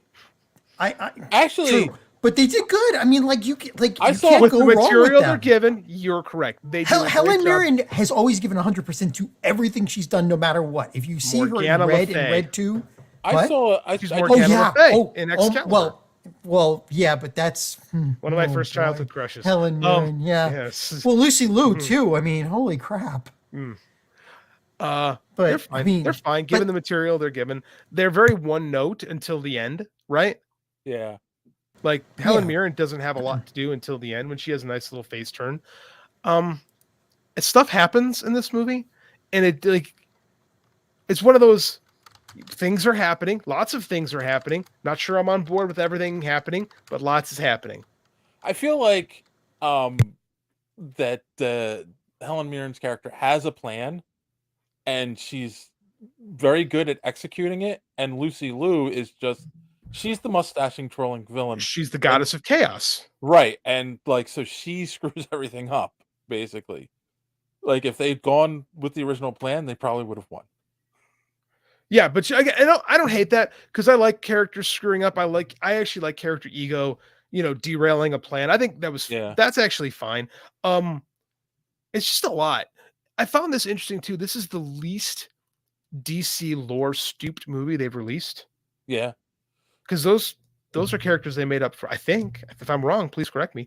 But I believe these are characters they just created for the movie. Caroline Grace Curry plays Mary. She's the best. She's great. I agree. She's a lot of fun, and she embodies Mary Marvel perfectly. I agree 100%. Someone wants to know if John is coding. John, are you coding? No, I'm not coding. I'm just. I can't tell if your pants. No, I was actually just looking at because she played herself as her super self because she passed 18, right? She's an adult, right? Yeah, Mary sees herself as an adult now. In the original movie, I was just looking up the original movie, and I forgot who played her in the original movie. That's her. She plays herself. No. No, she didn't. She plays Mary, but she didn't play Mary Marvel. Right. It was. She's still Mary Marvel, by the way. Or what do they call her? It was Michelle Borth. They just call her Mary. No one has their Marvel names from the comic. Yeah, it was Michelle Borth that played Mary Marvel the first. And now it's Carol. It's what's her name? Grace Carolyn Curry. Right. Gorgeous young woman. She's fantastic in the movie too. She's super pretty. And she's good. She's really good. She's perfect for Mary. She got this girl next door thing, super smart. Like, yes, that's Mary Marvel. I was very happy. She played it straight too. Like she gave, And the kid who plays I can't remember his name, the kid who plays Freddy is awesome. Like I think the supporting characters really lift this movie up. I really think that. I go back and listen to our New York Comic Con episode with the Battle of the Super Sons episode because I interviewed him on that, and he's a great guy. And it's funny because I did ask him like if there was any character he could play in the DC universe live action, who would it be? He's a little small for it, but he said Batman. Well, and then I said Batman. He's like, well, doesn't everyone want to play Batman? It's fair. It's fair. Can I get good. Okay. Sorry, I interrupted. All the actors in this were good. Faith Herman as Darla, Ian Chen as Eugene. The parents were great. I mean, like the parents could have been the Witwickies. They could have been it, but they weren't, which was great. I would say both actresses that play Darla are great. Megan Good as Super Darla, and then Faith Herman. Because she's good at being a kid and being believable. Just gonna say that Megan Good does a great job of embodying what a 7-year-old girl thinks an adult is, but still retaining being 7. Just stuff like that. And Tawny, they called the cat Tawny. I laughed. That was great. Tawny. That's the talking tiger. I loved her. She's really good. Here's my problem with the Marvel kids in general, and I want to play Constantine. That's cool, Randy. Good for you. Everyone needs to have goals. Megan Good. Megan Good. I don't like the Marvel kids. I don't like this adjustment that Jeff Johns. I think there's too many. And I think that serves in this movie is there's not enough time for any of them to really develop aside from Freddie, Mary, and Billy. The others don't really have time. This is a teen In a movie that yeah. suffers from what all teen movies suffer from, is developing the individual characters away from the main movie. You know, it's why trying to do the Justice League first and then doing individual movies didn't work. Mistake. Correct. Yes. But the kids are canonical. Like the Marvel family is not really. The Marvel family isn't canonical until post Flashpoint. Yeah. They first show up in Flashpoint. And then they don't Mary. No, I think John. I'm gonna need John. No, Mary and Bill and Freddie. Yes, they're part of the original Marvel family. That's that's Mary Marvel and Captain Marvel Jr. The others don't show up till Flashpoint. Oh, right. Yeah. Okay. Continuity master right here. So exactly, it wasn't something I really followed back then. And that's the thing the movie does suffer from that. Like Jeff Johns doing Jeff Johns things. And what was it? Which one is That's part of the problem too. Is like, okay, there's too many, and we never get their superhero names. So I mean, like, they don't really have identities. You know, they're just there. Well, they were all just Captain Every Power, right? Like they were just that's what Freddie workshopping all these names. Yeah, that's the problem too. Is we're in the second movie and they don't have names yet. And they make a joke out of it, and I do appreciate that because I do think it's stupid. I think the whole thing of not being able to call Billy Captain Marvel is dumb. Like he can't say his own name. Right? Yeah, that's dumb. Crap. But it's dumb. But again, you're stuck in it. And that's, again, a big problem with the Shazam franchise. But I think that I get what Johns was trying to do, but I think it makes it more complicated. And I like the idea of the family, but I think it would have been just as effective if you stripped it down a little bit. Because I think that they don't have enough time to really showcase their personalities other than one-note things. Pedro is gay. That's what I was going to say. Right. I mean, that's it. That's his whole character. They dropped that bomb and that was it. Right. Right. There's no character development for him whatsoever other than, we're going to just say he's gay. Like Darla gets some stuff. He was watching baseball too and all that. Like, and while looking at a shirtless dude. Like, okay. That's the whole character arc he gets. That's it though. That's all he gets. Right. Which is better than the other one whose name I forget gets. He gets to read the stuff that Mary doesn't read. But but it's a movie. Like it's hard to. They shoehorned a lot of people into this, and you're right. They didn't have time for them all. But why? Why did we have to do that? The whole thing would have worked just fine if it was Mary, Freddie, and if you wanted to add Darla, yeah, okay, sure, add Darla. Dave, pull this up. Do you know Alan Moore had an idea called Twilight of the Superheroes? I know, I've read this actually. In the Shazam family, Billy and Mary got married and have kids, but Mary's having a father their own son, Captain Marvel Jr. Okay, in continuity, Billy and Mary are actually brother and sister, not just foster. They're actually blood related. And Alan Moore, that's one of the reasons why DC passed on Twilight of the Superheroes. Little much.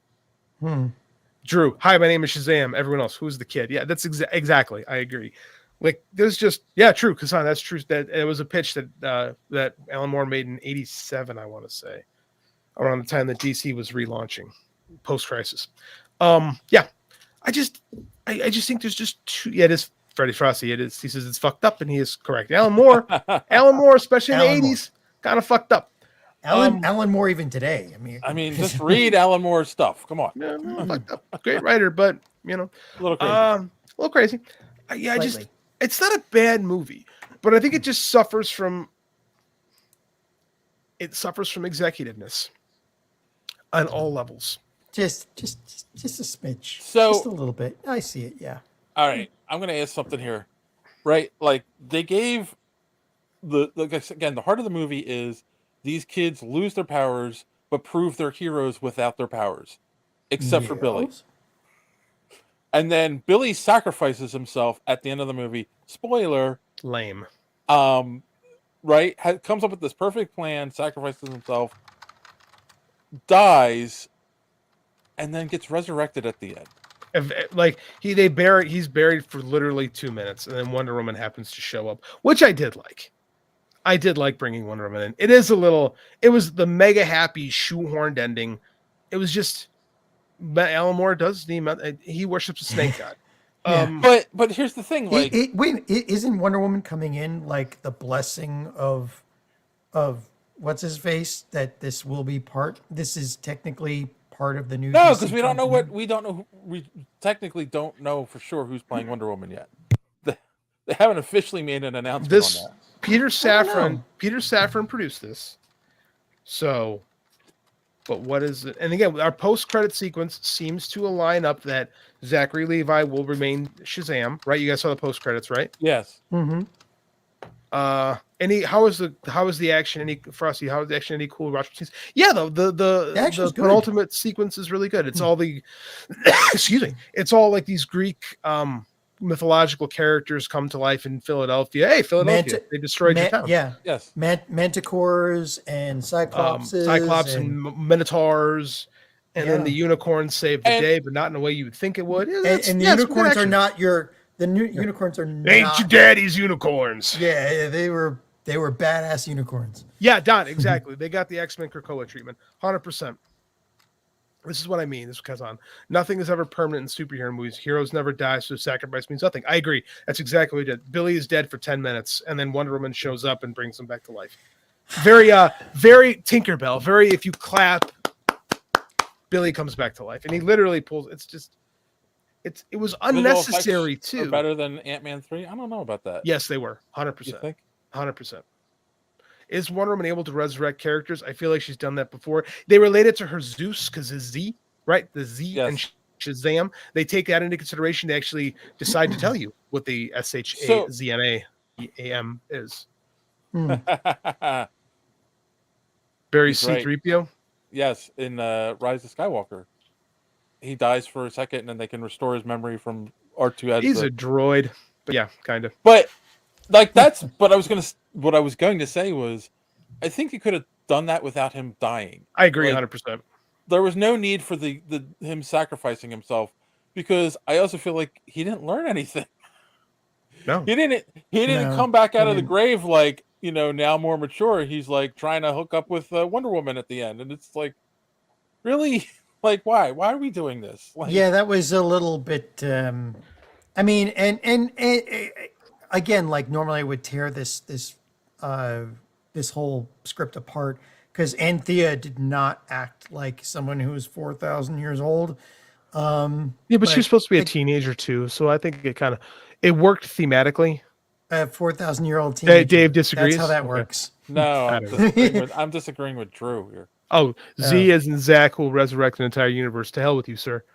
I don't know, because where does it go? Because by the time if they ever did make another Shazam movie or he appeared in the DC universe, at that point Billy Batson's over 18. So does he show up? Do they get rid of Zachary Levi and that's he plays himself? That's my other issue with this movie. Like if you were going to do a Shazam trilogy, you should have shot them back to back. Right, you'd have to pull Back to the Future, right? I get the money aspect there, JD, but it's like exactly like these kids are going to all age out to be believable. Really fast too. We're already there, man. Yeah, we're already there. They're already aged out. Like we're stuck. We committed to it. You wouldn't try to hook him on? Of course I would. The point is, it's not funny when he does. It should be funny. It just isn't. Kind of creepy when he does. It's weird, man. I mean, like I said, I don't find Zachary Levi to be charming, right? I think that's the problem with him is he's not even like clumsily charming. Like again, like I almost feel like a 12-year-old, or he's 18, but I almost think a kid should be more clumsy in how he does it. Like Tom Hanks. Tom Hanks was charming and big. Well, he was kind of clumsy. I mean, like clumsy, but not like not like stuttering clumsy.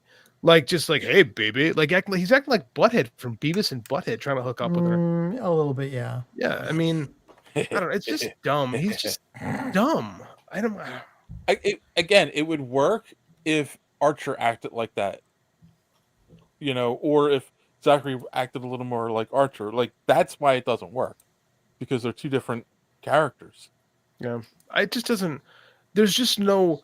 I don't feel like Mary. They made this great statement with her. Like they're the same person. Mary Marvel, Mary Brumfeld, same person. Right. Yeah. That Billy and Shazam do not feel like the same person at all. And I don't know, man. It's not a bad movie. It sounds like I'm burying. We did have a good time watching the movie, but I think that it could have been so much more than it was. Yeah. Visual effects are great. Action effects are great.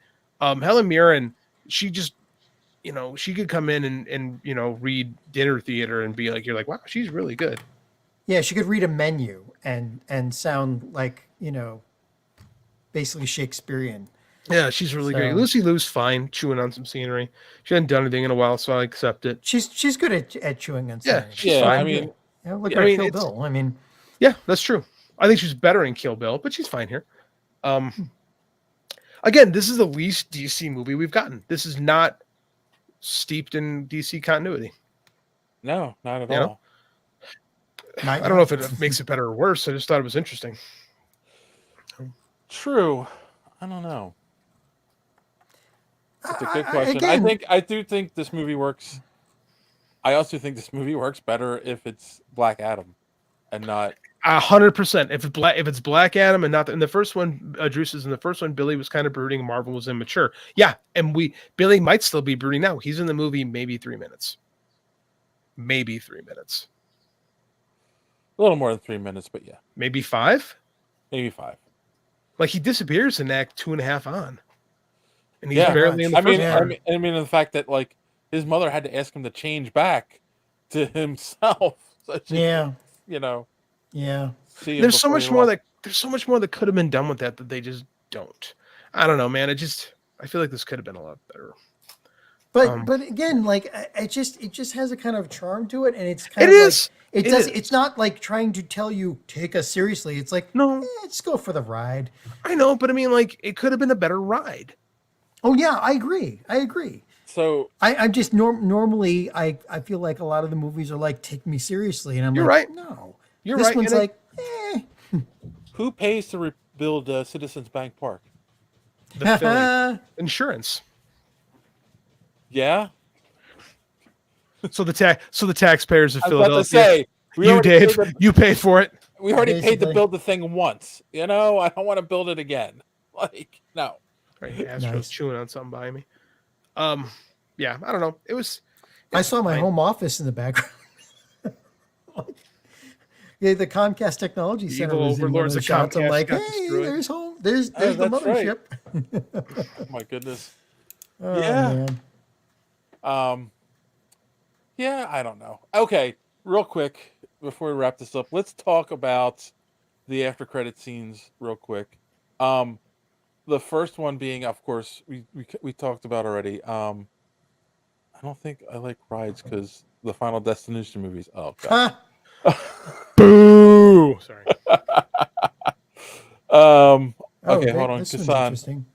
According to Rolling Stone, Shazam 2 cost $125 million. Round that up to $200 million after marketing. Does a $65 million opening weekend sound bad? It does sound bad. Yeah, like you would expect. Normally, they're hoping for over $100 million on opening weekend, right? It was tracking really bad beforehand. But I think you said it right. It was Black Adam was not great, and I think Black Adam's. Yes, I think the Black Adam performance hurts this a lot. I really do. That sucks because this movie deserves a little bit better than that. I don't think it does. I don't think it does, to be honest with you. I do. I agree with John. Whoa! It only took 501 episodes. Anyway, why is okay? So the first after credit scene feels like it's setting up a new Justice Society. You know what would have been really great is if they described to us what the Justice Society was in Black Adam. But that's why this is part of the DC universe, because there's no way they'd put his wife in this. Yeah, it's Gunn in here. But right? They'd no way they'd put Gunn's wife in here if they weren't tying it into the main DC universe. Peter Safran is the producer. Yeah. Yeah, I know, but like this is going to be part of the DC. Peter Safran is the producer. Are they going to use Justice Society in another movie, and he's going to be in it? Are they going to? Who knows? Use them in Peacemaker season 2? That I don't understand, because why are they using Justice Society? That's supposed to be the precursor to the Justice League. But it's not supposed to exist. They're at the doing same their time. own thing, so they're making Justice Society like the government-controlled version, and the Justice League, the Batman-funded version. The government-controlled version was the Suicide Squad. Like no, that was the Wetworks version. Yeah, well, but still. These are the guys who do the work up front. And now, how does this fit in with like the Authority and stuff like that? No one has Right. made through that. I don't know. Like, Oh, yeah, he threw in an Authority joke. he did. He threw in Avengers too. The Justice Avengers. I like that. Like, which is funny because in the Marvel universe, DC has been mentioned quite a few times. Like they know that there's DC Comics, but in the DC universe, they're not even hinting that. Well, basically, he's basically proved that no, the Avengers aren't a thing. Marvel isn't a thing. They're just they just made that joke. So where's Randy wants to know where his Red Tornado movie is? Avengers 2: Age of Ultron. No. Where's our Static Shock movie? That's what you're asking for. We should have a Static Shock movie by now. It's funny. Frosty says it probably won't lead to anything. I don't know. I mean, unfortunately, DC has a bad habit of setting things up in post-credit scenes that never pay off. That's true. Opposed to Marvel. Well, that was the joke on the second. And now let's talk about the second post-credit scene. Yeah. That, like, it's funny. I enjoyed the movie, and then that pissed me off. Because it was like, yeah, you promised me Mr. Mind at the end of the last one.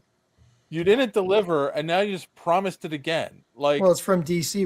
Well, no, they didn't promise it. Mr. Mind was like, and now I will tell you my stuff after I do this one more thing. Goodbye. And like, it's a joke. They're saying, yeah, you probably won't get this. It's like, even though Mr. Mind would be an excellent first big bad for. Well, they had Savannah's Marvel or Shazam's arch enemy. And I think the first movie was better, to be quite honest with you. They're making a Green Lantern Corps show. True, he said, "Where's my Sinstro Corps?" I mean, you got to get the Green Lantern first. See, that's what Jeff Johns tried. He tried to make a Sinestro Corps before we barely had Green Lantern established, and look what happened. We got a post-credit sequence that made absolutely no sense. Yep. Yeah. Other than to DC fanboys. Guilty. But it was like, so two things about like that scene was, one, I was pissed off that I was reminded about it, and it was like, where's it going? And it's funny, my son said something brilliant earlier tonight. He's like, what if they just make that the running gag at the end of every Shazam movie? That's a good point. They might do that. That would be hysterical. But again, like, we don't know if there's ever going to be another one because, I mean, how do they make another one when I'm gonna level with you. With $65 million on an opening weekend, probably not going to happen. Yeah. Who knows? We'll see. And again, it's Sunday. We don't know what the final's actually going to be. It could be $85 million. It's still not good. It has to make over $100 million for it to be viable, right? It may be viable. And most movies drop after the first weekend. Most movies cost too damn much money. Let's be honest with you. They spend way too much money to make these things. So the barrier of entry for success is super hard, right? And it's a shame, but you just got to make better movies, man. Just got to make better movies. Yeah, I won't disagree with that. Randy says Flashpoint going to recast everyone. Yes, probably. I think that's that would be they got to get rid of Ezra Miller, so probably not going to happen. Is this a first intro to the Gunn universe? I don't know. I think Flashpoint's going to be that still because the Gunn universe just got launched. It didn't even launch yet. Like, he just got hired like less than 6 months ago. Well, there's their out. If this doesn't do well enough, then they can say Flashpoint destroyed it, right? Oh yeah, that's true. Yeah, Flashpoint can erase all this from ever existing. Right. So Flashpoint is as again always their Deus Ex Machina. Right? The crisis. The crisis. DC. It's built in. Classy's got a good point. John Wick 4 is going to. And I am very excited. Oh, kill it! I see what you did there, Dave. Nice job. So. Did we go over what's his face from John Wick? He passed away. Just to mention, he was on The Wire too, wasn't he? He was on The Wire. He was on The Wire. Excuse me. I got to get his name up. Sorry. It's Lance Reddick. Oh, yeah, that's right. I did see that. I forgot to. Yeah. Yeah. Dead at 60. They have no cause, or I haven't heard a cause yet. And yeah, it's extremely a shame because he was amazing, and by all accounts, a really nice guy. Maybe Randy says maybe they will lose Barry in the timeline, and Jay Garrett will be the Flash until they find him. I don't think so. I don't think that's going to happen. No. And Spartacus, the stuff that he's been, very good actor. Okay. Yeah, and Fringe, right? I remember him from Fringe too. Yeah. Dude was shredded. And the Resident Evil. Okay. Not a geek cred. Yep. Oh, he did a voice for Legend of Vox Machina too. God. Damn, and then he was in like a lot of stuff. I'm sorry. The other thing I wanted to say was that the first after credit scene, Karen said like him going through that list, like that joke ran too long. Yeah, I agree. She's right. Yeah. Like, and then she was like, all that just so he could say Avengers in a DC movie. Like, yep. Like, yeah, you're right. Sucked. The post-credit sequence absolutely sucked. Don't get me wrong. Yeah, and again, I think they're setting up something that's not going to pay off. So, it's possible. All right, let's. I mean, it sounds like we hated this movie. So let's go around and give our final thoughts and a score. And John, you can go first since you are the chief DC apologist. I'm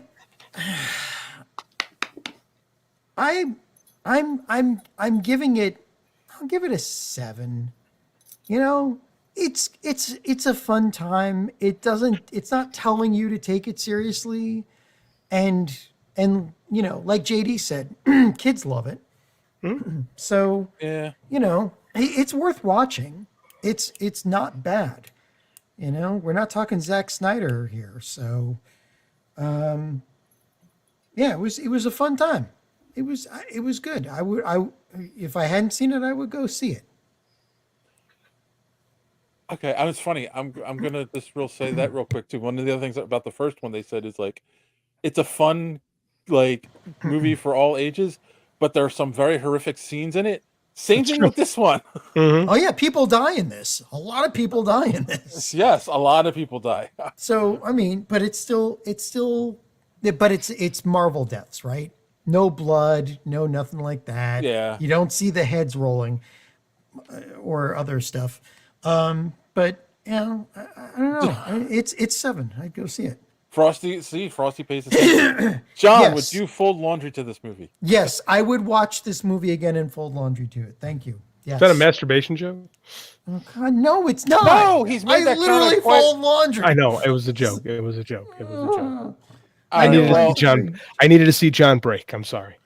All right. Well, speaking of masturbation, mission accomplished. JD, your final thoughts and ratings. It's not that bad. Like the stuff that bothers me because I see the potential more than I think that they saw in this.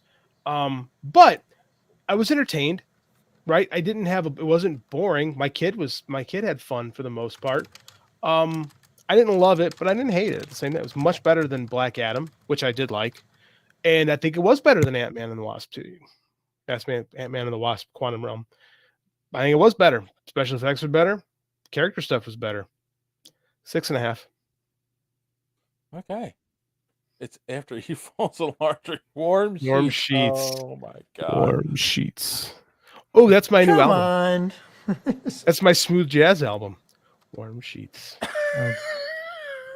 You can hear the sax. That's your smooth jazz band name. Like silk stockings. That's your jazz band name.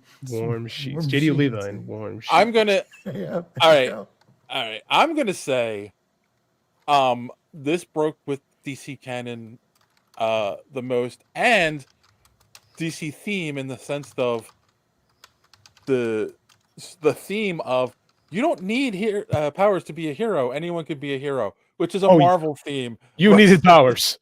Yeah. Versus a DC theme. So I'm gonna Classy said a 7.5. I'm gonna echo Classy. I definitely would watch it again. I enjoyed it. It was a fun romp. I'll probably watch it again when it comes on HBO Max with my son because he didn't go with me. So yeah, and I'm sure he's gonna enjoy it. You know, it's again go in expecting a movie that doesn't take itself seriously. And just try to enjoy it. Yes, there are things that are like wonky, but I don't think it's like the worst. You know, you're No. right. It's better than Black Adam. It's got the It's better than same- Justice League. It's got some of the same problems the first one Yeah. had. You know, again, too many characters, not enough time to develop them. So yeah, Basically the standard. yeah. So yeah, okay. All right. Well, that is it. That is our review of Shazam: Fury of the Gods. If you haven't seen it, go check it out. But I have a feeling a lot of people are going to wait for HBO Max. All right. Let us go around, guys. Give our. Did you have any recommendations, or did you learn anything on the podcast this week? And JD, you can go first. I will go first. I think you'll have to review Twilight of something because I found out about it recently. It was never actually a book, is the thing about Twilight of the Superheroes. It was just this legendary pitch that Alan Moore threw out the DC. We're not doing this, and threw out, and somehow someone got a copy of it, and it's been floating around the internet for like 2 decades. It's very easily findable. I don't think we'll have great numbers if we review an Alan Moore pitch that he, by his own admission, doesn't like. I didn't learn a goddamn thing this week. I am reading a little book from Stephen King called It, which is funny because I actually read it when I was in college and I haven't read it since. So I wanted to kind of read it. I read it and see, it works on so many levels. Read it in college, and of course watched the TV miniseries. Was one of the things that probably impacted me as a person and a creative more than anything else growing up. That in Star Wars and Batman, right? The movies like that helped shape my personality. So this is something that holds a big place in my heart. We'll just say it like that. And now reading it with the perspective of a middle-aged man, it's hitting me differently. The book is better, but I'm trying to remember why the book is better. Because again, when you've read a book like almost 20 years ago, you don't really, you remember the beats. You don't remember like the stuff. And I'll tell you what, the first chapter was really hard to get through as the dad of a 6-year-old. It was hard not to see Andy in Georgie, right? So when he gets his arm eaten, it hit me in a different way this time around. So that's good. And like when I read the book, I identified more with the kids because again, I had just come out of childhood. Now I'm reading it and I'm identifying more with the adults looking back on their childhood. So the older I get, the more I appreciate this and think that it is one of the best pieces of fiction of the 20th century. Something I've always maintained. And I anticipate that when I finish it this time around, I'll feel the same way. All right. Please, John. John, you're muted. John, you are muted. Except for that one scene. Except for that one scene? It never happened. Okay, just so we're on the hey man, page. Here's the thing about 80s King. Super problematic.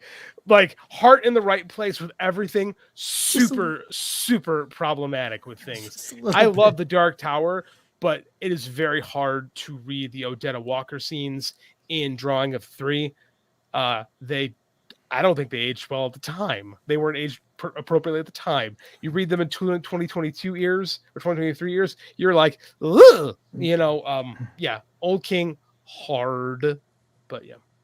I recommend the Wolfstone Saga. Funny you should mention that, Drew, because next month Wolfstone Saga will be for sale at all finer online retailers for only 99 cents a piece. So you can get this brand new trilogy, which I'm finally releasing to the public at large, for $3 for 3 big ass books. You can listen to me kill John only once. He only dies in the one book, so I couldn't get away with killing him 3 times in the same series. Thought it would be a bit much. But yes, John does die in this, and it's probably his best death scene ever. So when that book comes out, you will hear I thought Harvest Moon was the best work of fiction. Those are my other books. I like Harvest Moon. That's my first book. It's like my first book, so it's like I look back and I'm like, I could have done this better. I look back and I say, I could do better. I'm a better writer now, but it's special to me. All right, John. I am still working my way through Patricia Briggs. I forgot that she had a second series. It's fun when authors do 2 sets of main characters, and so you have 2 sets of books, and the history interleaves. I love that. So stuff that happens in one, you're reading the other, and you're like, oh, they just mentioned that happened here, and now I need a map. but Patricia Briggs did that. So the Alpha and Omega series is a follow-up to the, well, she started writing the novels on each series, that one and the Mercy Thompson series at the same time, like she'd do one and then the other. And so now I should have read them in order, but I didn't. So now I'm reading the Alpha and Omega series. I'm like, oh yeah, that referenced this book back when that happened. And so urban fantasy. Yeah, urban fantasy, but good stuff. You know, I like urban fantasy. I write urban fantasy. It kind of touches the line between good regular urban fantasy and the romance urban fantasy genre, but that's okay. It only touches that line, but the rest is just really good storytelling and really good characters and really interesting plots. So that sounds cool. You know, All yeah, right. it is good. Okay. Dave? And I didn't learn anything. What? I learned that Randy needs warm sheets to masturbate. Look, who doesn't? No, we don't need to go there. Let's not. Cold sheets are cold on your butt. Please hold off those jokes. This is true. I also learned. We got a plug, Dave. I think we need to. Speaking of Randy, we got a plug that we need to read. Randy says, I recommend people go listen to the Cult 45 podcast and our new episode, Dogma. Ooh, I do want to listen to that. Ooh, I want to watch that one. Drew recommends The Last of Us. Dave would hate it. Yeah, I guarantee. I'm over zombies, so I've been over zombies for quite some time. I know these are fungi zombies, but they're still zombies. I also have learned that JD has a lot of. Oops, I left the comment up. Oh, wait. Oh, where can I listen to Cult 45? Frosty wants to know. Finer podcasting platforms everywhere. Yes. And they were live on Twitch yesterday. Oh. I can't get into Twitch. Can't. What did you learn about me? What did I do? I learned. What did you did now? That you have a lot of great insights. Thanks, and people should subscribe right now so they can continue to hear those great insights every week. Yes, nice. I concur. I also will recommend that you go over to superheroespeak.com where you can find the podcast every week. Links to all our social media at the top of the page and comic book reviews by our good friend Kristen. And I also am going to recommend that you go watch John Wick Chapter 4, because even though John is not going to be here, I know JD and I are both excited for this movie. So, are we reviewing John Wick next week? This is news. Yes. Oh, okay. Twist my arm. I know I didn't have to twist your arm to go see that one. Is there anything I'm going to have to see for the next episode after that? Let's be real. I'm shocked. I'm shocked you guys didn't make me go watch Dungeons and Dragons. I didn't even realize that was out yet. There's like Shazbot. No, I have to go see Andy that. asked about that. Andy goes, Dungeons and Dragons. That's the one about the thieves. We have to go see that. And I'm like, how have I not been told to go see this movie yet? Damn it! That's why. When is it out? It's out. It's out, and it's good. It's good. Everything I've heard about it, everybody loves it. It is finally the Dungeons and Dragons movie we've been waiting since Dead Gentlemen. Is it making money? Because I don't think it had a very good marketing campaign. There's a bunch of people in the comments going, "It's out." Yeah. Well, that's Wizards of the Coast. They suck these days. They really suck. But this movie was done well. Like you got to see this movie. Okay, let's do this. Let's do John Wick next week, and then the following week when John O'Grady is back, we'll do Dungeons and Dragons. All right, that works. Okay. We're going to see a lot of movies this year, guys. There's a lot of good stuff coming out. Just freaking March. Wait, hold on. I was at the theater. It was literally at my theater today. Yeah, I remember seeing it at my theater too. Yeah, that's the problem, right? Mark, that's the problem. It was at my theater. It was the next screen over from me. Yeah, it was in Regal. Amazon Prime members get an advanced screening. Oh, okay, I didn't realize that. Well, that still gives us 2 weeks. When does it come out then? Oh, pre-sale. March 3rd. That's right, because I remember seeing it there. March 3rd. March 31st. March 3rd. So that works out. That works. It still works with your suggested time frame. That works. Yep. All right. I'm not wrong. All right. We're in for it. Yep. So On that note, boys and Sweetly. girls, as always, thanks for watching. And don't let your cape go out in the